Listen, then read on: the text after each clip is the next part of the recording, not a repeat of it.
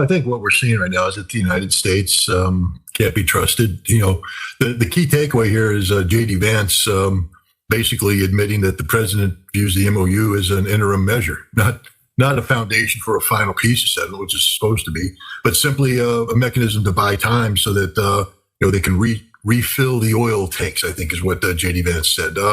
This means that none of this is worth the paper it's written on. None of this is real. The United States isn't seeking peace. The United States is just buying time. So, a strategic pause. No, it's supposed to be a path to peace. And the fact that the United States is keeping its military options open means that the United States isn't seeking peace. Now, you talked about the Wall Street Journal briefing the president. I would say that that's a lie. And I'll tell you why I think that that's a lie. Because what military options can the president be briefed on right now? There are no military options. There is no all-out war option. That's just an absurdity. We already did all-out war. We threw everything we could at Iran and we lost. There's nothing more we can throw at Iran because we're not ready to throw anything at Iran. What are we supposed to do? Put armored divisions on the ground in Iran? It takes us 6 months to mobilize one heavy armor brigade for deployment to Europe. That's under ideal peacetime conditions. 6 months.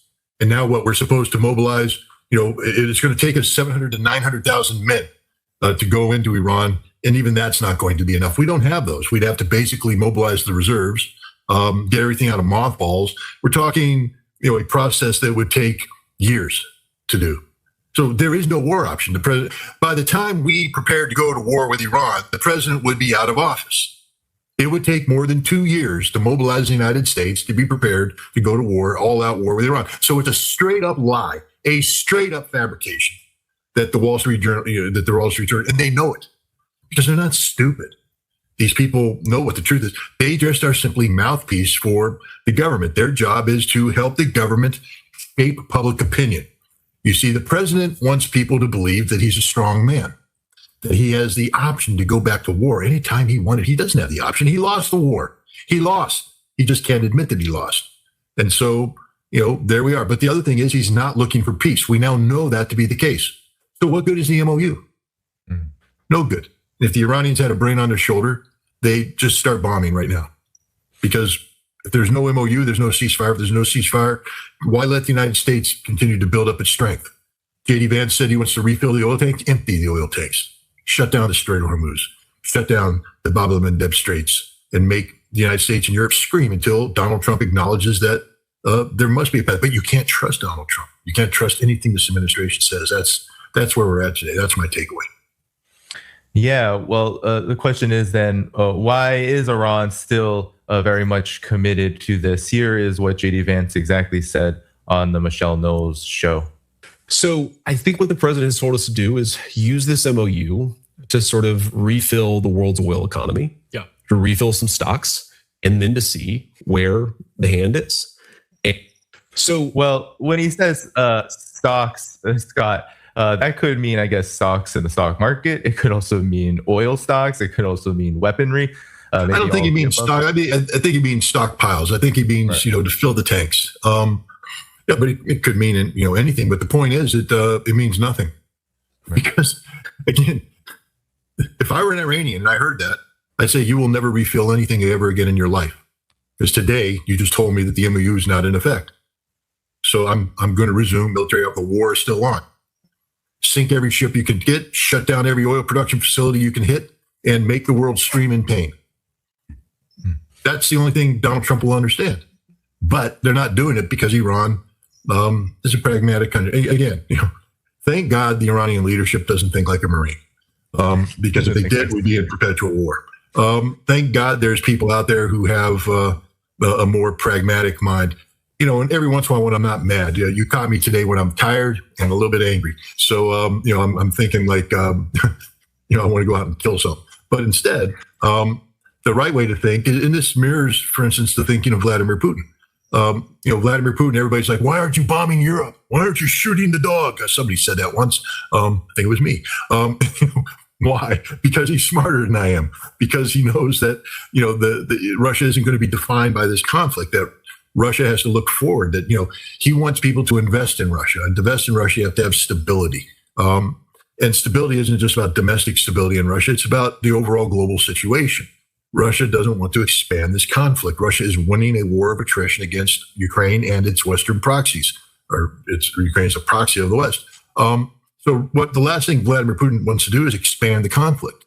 And I think the Iranians are there now. For the first time in 50 years, Iran is able to talk about, getting its economy back on track. They're selling oil. They're able to talk about internal domestic investments and also external economic relations. And from the Iranian perspective, letting Donald Trump play stupid word games doesn't cost them a cent. If they're attacked, they'll respond. But notice how quickly Iran, doesn't follow through on its previous threats of, if they're going to start the war, we got 1,000 missiles lined up ready to go. Well, they haven't launched 1,000 missiles, and the war has been restarted, 3 times now already. Iran doesn't want to restart the war because Iran understands the United States can't back up the rhetoric with action at this point in time. And so they're seeking to maximize their economic potential during this time period. That's what the United States is doing. So they're both going to play games. This is how I see this playing out. There will never be an MOU executed between Donald Trump and Iran. Donald Trump is incapable of executing an MOU. He just proved it. And even if he pretends now suddenly that I'm serious. No, we know Donald Trump is a liar. He just admitted he lied. He signed a document. That's supposed to be an agreement. And he just said that nothing in that document is worth the paper it's written on. Nothing. He only signed it to buy time. So it's a lie, straight up lie. And when you say playing a game, I can kind of see that game shaping up because Iran is behaving quite confidently. They not only with strong statements, but even those statements have a reality to them. For example, Mohammad Ghalibaf also said, to your point about oil, that they are charging a 20% premium and have brought in a massive amount of revenue just in this MOU period alone, while at the same time saying that there's only 60 days for this thing. So after this 60 days is up and none of these commitments are met, then there's a big question mark. But the one thing that's not a question mark in their eyes, or at least in what they're saying, is that they will, they're going to enforce control of the Strait of Hormuz, but perhaps that control gets a little more stringent, given that the U.S., as you said, Scott, is not meeting any of these commitments, which there are commitments. You said it on prior programs.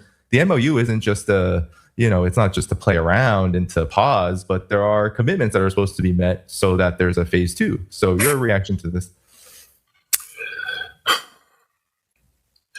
Look, the Iranians need to understand this, and I'm sure they do. The MOU talks about 60 days, and Iran's going to maximize what they can get out of that 60 days. While the United States can't win a war, the United States can undo whatever Iran has accomplished in 60 days, and they can undo it in less than 60 days. Just like Iran, by squeezing the Strait of Hormuz, can undo whatever economic benefits the United States and the world have accrued by replenishing their oil stocks. Neither side wants to go back to full-scale war. The United States can't win it, and Iran, can't afford to sustain it. Because, how does Iran, when all the United States has to do is disengage, and Iran will be isolated as well, is Iran willing to destroy the state of Israel? So far, the answer is no. So what is the purpose of going to war and continuing the war? None. And the United States can't admit that it lost, so it can't negotiate peace in good faith. I think what we're looking at is when the 60-day comes, you're going to see an extension. Then an extension. Until we get past the midterm elections, and it doesn't matter, because Donald Trump will either have won it and therefore be liberated of the political harm that will accrue by telling the truth. And although he can't tell the truth, but at least he will be able to take certain actions and not have to pay a price at the polls. Or he'll lose and he'll be impeached, and the last thing he'll be worried about is what's going on in Iran. So the Iranians, I just don't see the Iranians, going back to full-scale war. I don't think they want it. I don't see the United States going down that path because we can't win it. And that's where we're at. I think we're just going to be in this perpetual state of, playing games while Iran maximizes its economic benefit, and the United States seeks to, as J.D. Vance said, replenish global oil stocks. But that leads to inevitably, I guess, back to square one, except the United States, as you said, a lot of these shortages that the U.S. is experiencing takes a bit longer. That it takes a pretty long period, correct, for the U.S. to even think about conducting the kind of strikes that it conducted after February 28th and beyond. Look, the United States is not going to be able to reconstitute the military force that it brought to bear on February 28th for some time now. And that's another reason why this is just going nowhere. This wouldn't be the first time that a hot war degenerated into or coalesced into a warm war and then became a cold war. That's what I see happening here. I don't see permanent peace being established. What I see is reality, realpolitik clicking in, and you're going to see nations, making decisions about their future. I don't think the Gulf Arab states are going to be, saying, "Oh, we're safe behind an American umbrella of security anymore." They're going to be looking for alternative security arrangements. I don't see Iran, being invited back into the Western economy anytime soon, but that's okay. They'll make adjustments by, realigning themselves with the East. The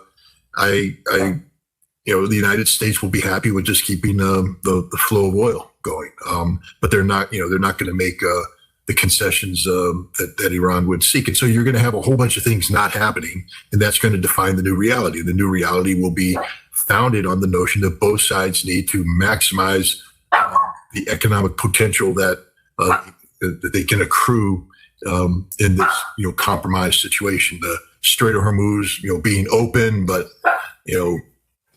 always has the potential of being closed.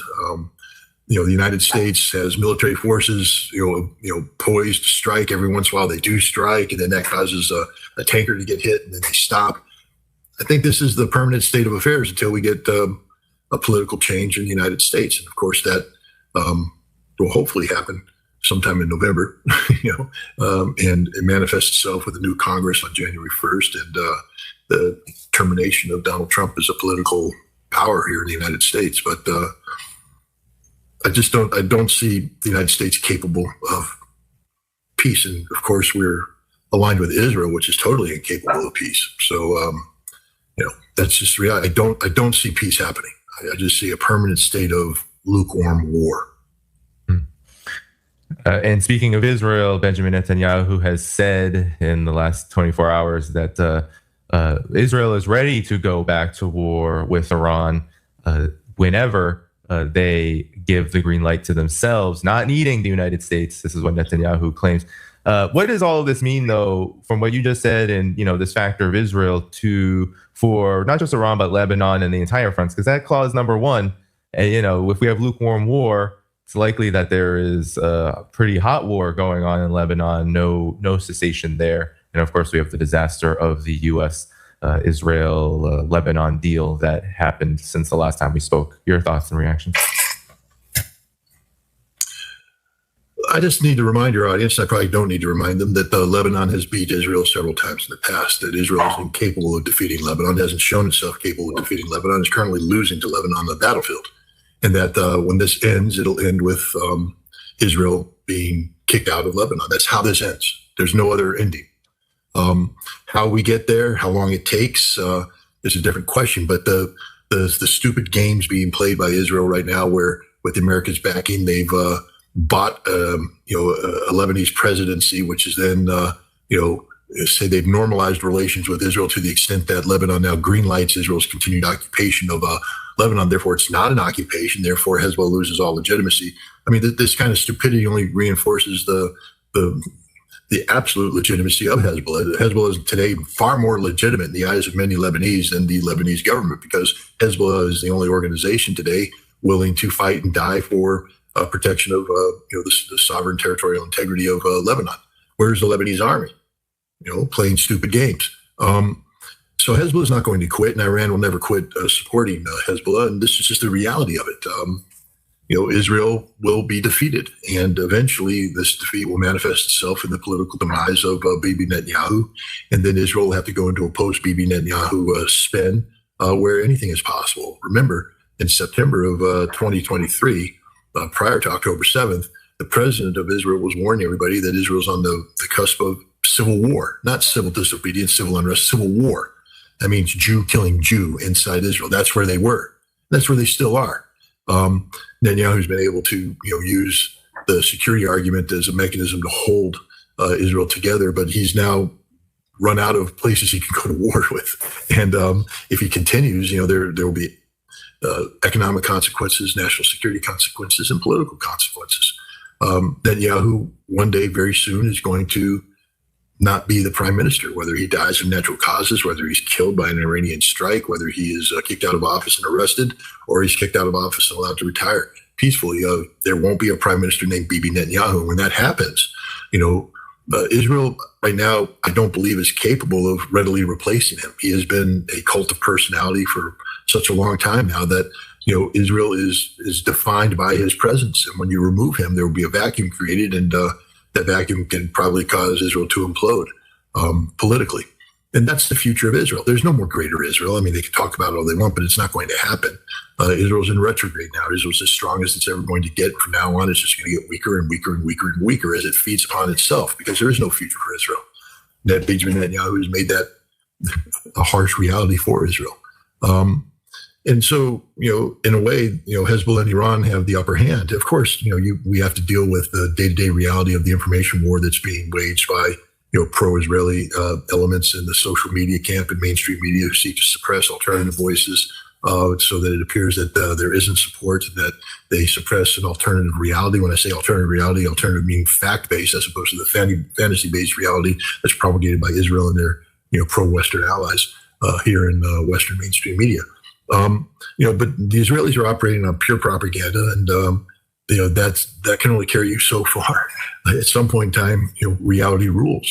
Truth matters, and Hezbollah will emerge from this victorious, not only militarily against Israel, but this will enhance their standing politically inside Lebanon. Remember, Hezbollah is a political party now. They have people in government, and they are a very important part of the government, and because they're the only ones maintaining faith with the structural integrity of Lebanon, they're going to have far more credibility going forward than President Aoun or any of his Christian Sunni co-conspirators. And that's what they did. They conspired against Lebanon and supporting this non-deal deal with Israel. Yeah, we'll have to keep our eyes on that situation, because I 100% agree with you that there will be this deal does not settle anything. It likely just accelerates what is inevitable, which is that there will be continued resistance, and that resistance will not go well for Israel vis-a-vis Hezbollah. Scott, now I want to get to the Ukraine situation. In particular, there have been more drone attacks, right? It's like the saga continues. More drone attacks into Moscow. Now, the mainstream media from Al Jazeera to, of course, publications like The Independent are all saying that Vladimir Putin has now admitted that Russia is facing problems in the Ukraine war because of these drone attacks, in particular, fuel shortages. But what I want to do is I want to play the words from the man himself to get your reaction to what I believe is a very strong, really a very strong counter to these claims. Here is, let me just pull it up here and we'll just listen to it. Here is him to the media after a briefing on the military situation. Then, of course, these strikes on our infrastructure facilities create problems. Hold on a second. Let me slow it down just a little bit. Here we go. That is obvious. We are currently observing a certain deficit, but it is not critical, as I will explain now. There are several tasks here that we must solve.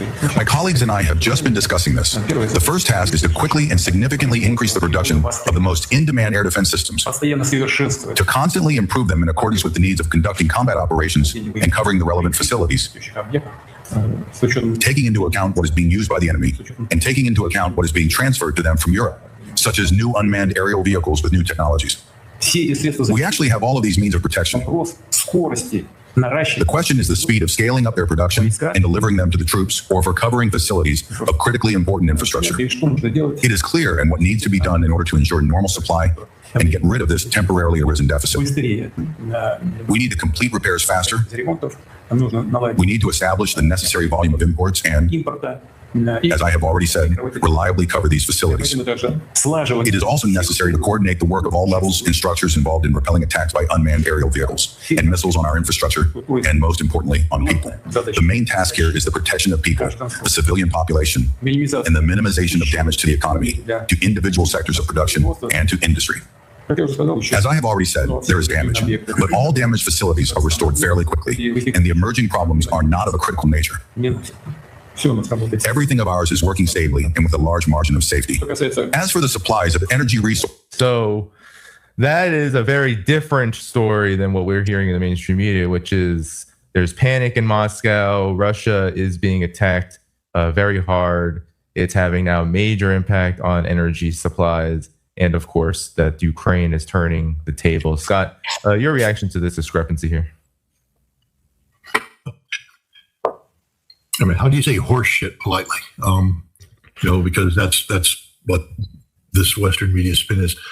I just got back from 3 weeks in Russia, including 10 days in the SMO territories, where I witnessed firsthand, sometimes up close and personal, closer and more personal than I wanted to, perhaps, the reality of drone warfare and what's happening there.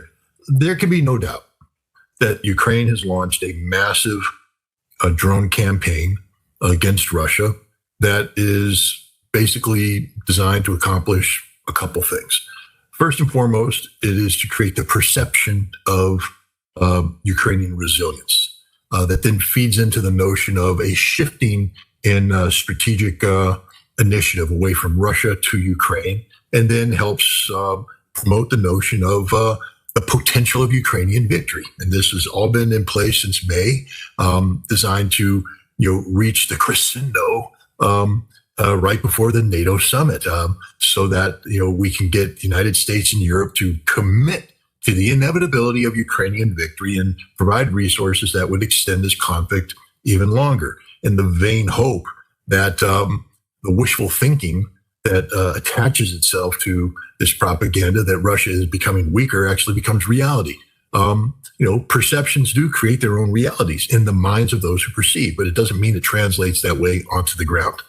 I can't speak to the specifics of Russia's energy situation. The president of Russia has addressed those issues, and I have no reason to doubt him. I can say this, that I arrived in St. Petersburg on the morning of June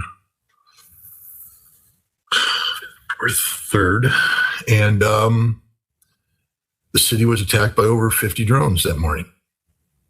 The targets in Kronstadt were on fire, black smoke in the sky. I didn't see it. By the time I got off the train, it had already cleared away, and the people of St. Petersburg scurried along their normal selves, not worried about this. It was, entertainment for a moment. But, if you looked at the headlines in the West, I mean, St. Petersburg was on fire, ablaze. Defenseless Russian people cowering in their basements. No, that's not the case at all. The day I left St. Petersburg, June 6th, the city was once again under Ukrainian drone attack. I don't think the people of St. Petersburg even noticed. That's how much this meant. You get to Moscow, and again, it's under drone attack. I head to the special military operation. I have to tell you, we arrived in Lugansk on the evening of June 8th. We went to the restaurant, and the entire meal was interrupted by air raid sirens, including explosions. The city was under attack, drone attack, part of the Ukrainian drone offensive. We went to Stalemate the next day to visit the college that had been attacked by Ukrainian drones on May 22nd, murdering 21 sleeping students. And the Ukrainians attacked Stalemate, about a block and a half away from where we were. 2 drones struck, prompting our evacuation. So, it's real. We went to Gorlovka, had to drive under the drone nets, had to do a sprint through an area where there was imminent threat of Ukrainian drone attack. We had to scan the sky for drones. We had a plan of action if the drone was spotted, how to get the hell out of the car and hope that we could get far enough away not to absorb shrapnel. It's a real thing. There were burned out cars, burned out trucks, burned out gas stations, burned out gasoline vehicles. This is the reality of it. The same thing when we got to Melitopol. I was supposed to go visit the Zaporizhzhia nuclear power plant. Couldn't. The road connecting Melitopol with the The nuclear power plant was under constant drone attack. It was just deemed to be far too dangerous, even though I said, I don't care, I want to visit. It was an irresponsible thing for me to say, because if the Russians had said, okay, we'll take you, that means they're putting other people's lives at risk for my pride, for my hubris, for my arrogance. Thank God they're rational people. And they said, no, it's just too dangerous. In Melitopol, the city was attacked every night we were there. Most of the city was without electricity, without water, but the city lived on. I spoke at Melitopol State University, and there were students, hundreds of students in the audience. These are students who go home to houses without power. These are students who go home with homes without water. These are students who live in an environment where they understand that therefore, for the grace of God, go them, meaning that the 21 students who died in Star Bells could very well have been 21 students from Melitopol State University, but they don't give up. And that's the point. In all of this, everything the Ukrainians are doing, the Russians are just shrugging it off. Is it inconvenient? Yes, it is inconvenient. Is it scaring the Russians? Well, I mean, I'm not going to pretend the Russians aren't concerned, but I'm telling you, they wake up every morning and they just get on with their lives. And it just is what it is. And then I met with Russian military people specializing in drone warfare. That was one of the main focuses of this tour, was to visit Russian drone units and talk about the reality of drone warfare, making a documentary film that hopefully will manifest itself sometime in the near future. The Russians are fully cognizant of what's going on. I had open conversation with them about drone warfare. You know, they acknowledge the difficulties that they face. The Ukrainians are very good, very skilled operators, and they are receiving a tremendous amount of advanced technologies from the West. And drones are all about technologies. And if you can bring in sufficient quantities of high technology drones, you're going to have an advantage. And the Ukrainians are just flooding the zone with drones. The Russians make up for it with grit, determination, and skill, and they've evened out the playing field. But it's a very tough, touch and go situation there. The drones that struck Starovsk were guided in by Starlink antennas provided by Elon Musk. So yes, Elon Musk, you're a murdering sack of shit, son of a bitch who deserves to fry in hell for what you've done. There's no forgiving you for what you've done. You claim that Starlink is a civilian network providing internet connectivity for the masses. You murdered 21 sleeping girls, Elon Musk. That's on you, you sack of manure. We were in Melitopol, and the convoy we were in got hit by Hornets. Hornets are drones that are funded by Eric Schmidt, head of Google. Eric Schmidt, you and I are going to have a meeting one day, and I'm going to remind you just how stupid and criminal your actions are. You murdering, again, I have no love lost for these guys. There's no excuse for what they're doing. They are empowering the Ukrainians to commit acts of terrorism against Russian civilians. The Hornet drones are being used almost exclusively against civilian targets. There's no military rationale or no military justification for what's being done. It's purely an act of terrorism designed to, strike fear into the heart of a people who can't have fear struck into them. Let me remind people that the people of the Donbass have been living under fire since 2014. It's not like they woke up, 4 years ago and went, oh crap, war. No, they've been at war for a long time, and they know war. And this just isn't bothering them. The Russian forces are kicking ass, seriously, straight up crushing the Ukrainians. The Ukrainians are flying all these drones. But one thing that's happening is the Russians are sitting there monitoring them. And they're taking hits. I'm not pretending otherwise. I'm not here saying the Ukrainians aren't doing it. The Ukrainians are blowing up a lot of stuff, killing a lot of people, mainly civilians. On the front line, it's very tough. Very tough. But, people in the West, I read the stupidity of the chat, not yours. I'm not picking on them today because I haven't read them yet. Maybe I will, because I'm in a really bad mood and I'd love nothing more to get in a fight with somebody over a stupid chat. But the point is, I got to calm down.